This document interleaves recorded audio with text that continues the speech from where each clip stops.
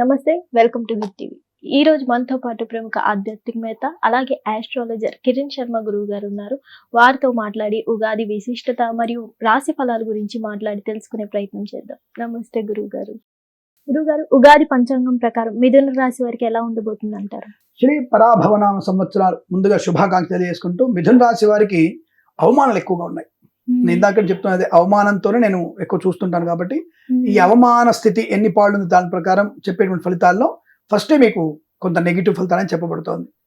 మిథున రాశి వారికి దశమ స్థానంలో ఉన్నటువంటి శని బలం, ప్రస్తుతం జన్మలో ఉన్నటువంటి గురుడు, ప్రస్తుతం చెప్పాలంటే వీళ్ళకి శని బలం వల్ల గృహయోగం కూడా ఉంది. లాస్ట్ ఇయర్ లో గృహయోగం కూడా ఉంది. శని అక్కడే ఉన్నాడు. లాస్ట్ ఇయర్ లో కూడా గృహయోగం ఉంది, స్థల లాభం ఉంది.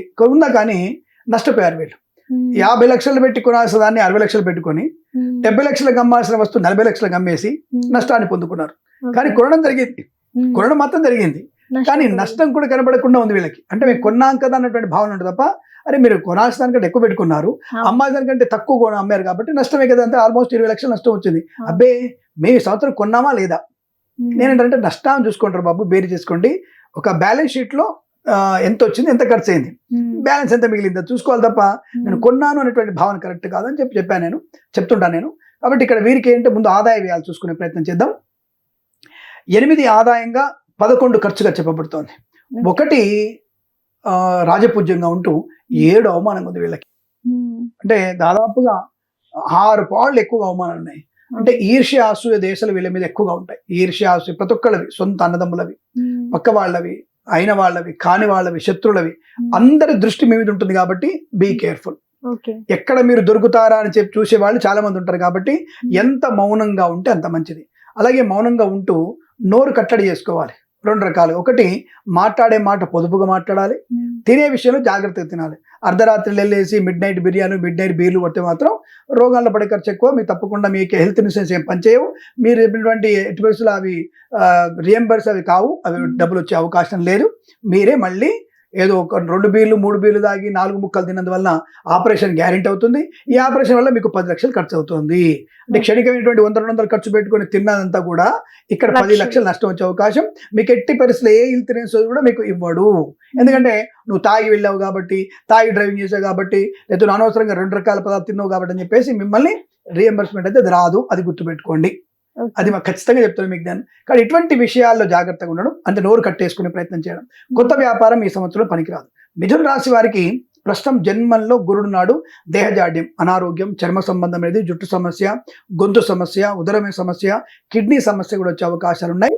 జూన్ వరకు జాగ్రత్తగా ఉండాలి. అదేమిటండి భయపెడుతున్నారు మీరు, జనాలకి మంచి పాలు తప్ప పంచాంగం చెప్పి మీ యొక్క వ్యూస్ పెంచుకోవడానికి, మీరు డబ్బులు దొబ్బడానికి మీకు ఇలా చెప్తాను చెప్పేసి కామెంట్ చేసేటువంటి కొంతమంది వ్యక్తులు, అంటే బ్రాకెట్ అని వేరే మాట మాట్లాడతా కానీ మీ ఛానల్ కాబట్టి కొద్దిగా గౌరవంగా వ్యక్తులు అని చెప్తున్నాను నేను. ఆ వ్యక్తులు చెప్పేటువంటి కామెంట్స్ కూడా సమాధానం చెప్పగలిగే టాలెంట్ నా దగ్గర ఉంది. కాబట్టి నీ కర్మ నీదే. కాబట్టి మనం జాతకంలో ఇగో ఇలా ఉంది, జాగ్రత్త అని చెప్తున్నాం. ఇప్పుడు పరీక్ష హాల్కి వెళ్ళాలంటే నీకు 7ంటికి పరీక్ష ఉంటే నువ్వు ఖచ్చితంగా 6ంటికి అక్కడ ఉండాలి. 7ంటికి పరీక్ష ఉంటే 10 to నువ్వు 7కి స్టార్ట్ అయితే నువ్వు పరీక్ష హాల్కి ఎందుకు వస్తావు? నువ్వు అది ఇంపాసిబుల్. అది నీ రూట్ క్లియర్ అనుకో, నువ్వు అనుకుంటే సరిపోతుందా? అక్కడ మధ్యలో యాక్సిడెంట్ అవ్వచ్చు. మనకు ఒక బట్టల ఫ్యాక్టరీ కాలి పడింది మాదాపూర్ లో.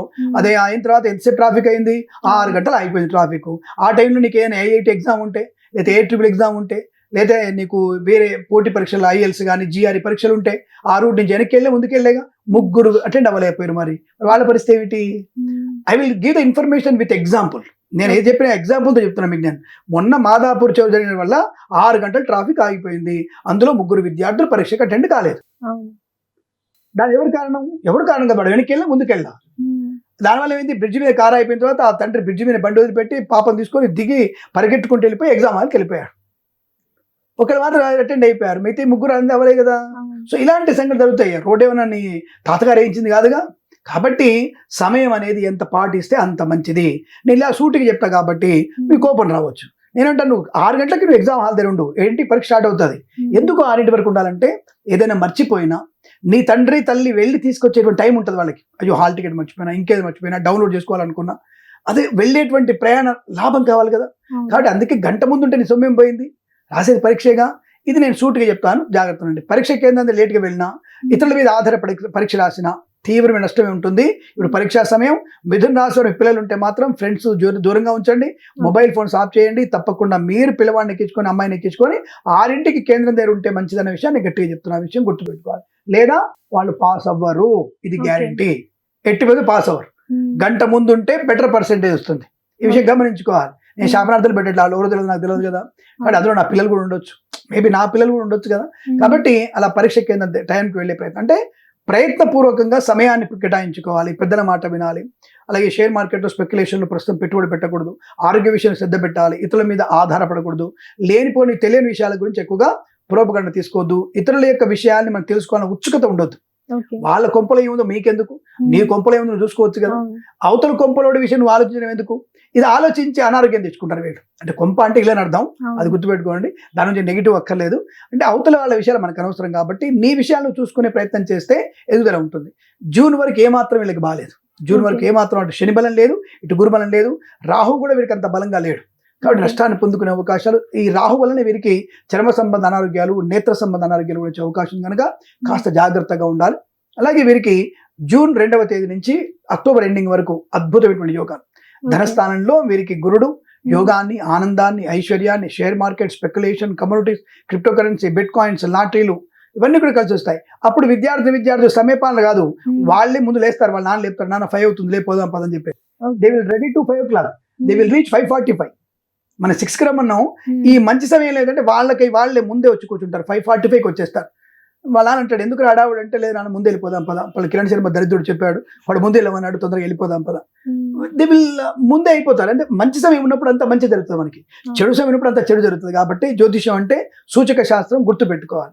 అలా వాళ్ళ మంచి పదంతరంతో విద్య, ఉద్యోగ, వ్యాపారంలో ప్రమోషన్, ఇంక్రిమెంట్, బదిలీలు పొందుకోవడం, విదేశీయానం, ఉన్నత విద్యాభ్యాసం, కొత్త వ్యాపార ప్రారంభం, షేర్ మార్కెట్లో కలిసి రావడం, కుటుంబ పరిస్థితి అనుకూలంగా ఉండడం, ఈ ఆస్తి పంపకాల లాభాలు పొందుకోవడం, ఆరోగ్యపరంగా, వృత్తిపరంగా, ఉద్యోగంలో చాలా మంచి ప్రయోజనాన్ని, ప్రశాంతతని, ఆనందాన్ని పొందుకునే అవకాశాలు బలంగా ఉంటాయి. తప్పకుండా వీరు అనుకునేది సాధించగలిగే అవకాశాలు ఖచ్చితంగా ఉంటాయి. కొత్త వస్తువులు కొనుగోలు చేసే అవకాశం ఉంటుంది. మళ్ళీ వీరికి నవంబర్, డిసెంబర్, జనవరిలో మళ్ళీ నెగిటివ్ ఎనర్జీ వచ్చే అవకాశం ఉంటుంది కనుక జాగ్రత్త. మొత్తం మీద వీరికి ఎంత పర్సెంటేజ్ బాగుందండి అంటే 50% బాగుంది, 50% నెగిటివ్ అని చెప్పవచ్చు.